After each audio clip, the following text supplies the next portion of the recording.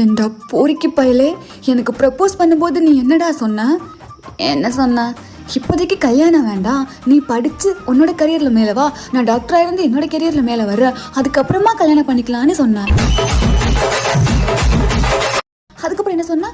தனித்தனியாக வேண்டாம், கல்யாணம் பண்ணி ஒன்றா சாதிக்கலான்னு சொன்னேன்.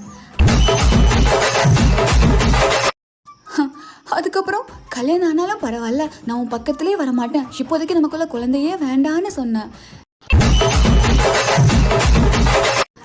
நானும் நம்பி உன் பக்கத்தில் படுத்தேன். அப்போ அப்போ அப்போ குழந்தை எனக்கு கொடுத்துட்டு நம்ம 3 பேரும் சேர்ந்து சாதிக்கலான்னு சொன்னேன். இப்போ மறுபடியும் இன்னொரு குழந்தைக்கு பிளான் பண்றியா நீ? தலைவர் திமிங்கலம் தான் கடலில் சேரும் அந்த